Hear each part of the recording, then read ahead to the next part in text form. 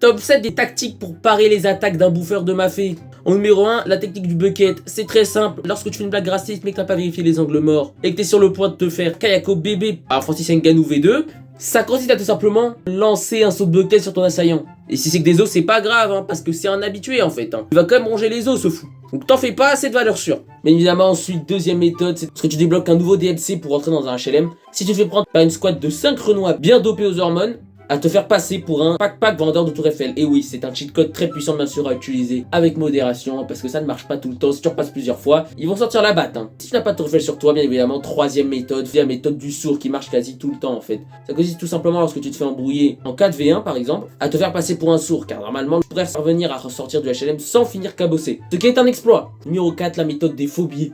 Et oui, cette méthode là arrive lorsque ta squad de lémurien te pousse à vider tes poches. Si par chance tu as des faux billets sur toi, bah tout simplement alors prêter ces faux billets. Et évidemment ensuite il faudra que tu rajoutes que t'es quand même pressé, que t'as un rendez-vous au commissariat par rapport à un problème de banque. Ça devrait tout de suite leur mettre un coup de pression et pousser à te laisser filer. Mais à voir quand même, à voir. Numéro 5, la méthode du pistolet à billes. Très redoutée celle-là de nos jours, hein. Franchement, à utiliser en cas d'extrême nécessité. Ça consiste tout simplement à viser l'entrejambe du belligérant. Et là le boug, crois-moi, il n'y a pas 36 solutions. Le boug se mettre en position bouboule par terre, hein, et repenser à son background. Il te laissera largement le temps de t'enfuir. Numéro 6, la méthode du Condé. Très redoutée de nos jours. Celle-là, franchement, à utiliser très prudemment. Car elle est à double tranchant. Soit tu arrives easy, soit les types sont totalement bernés par le bluff, hein, et te lâchent la veste. Soit, option 2, tu te fais cabosser. Hein, donc là, good luck. Hein. Numéro 7, la carte Zemzem.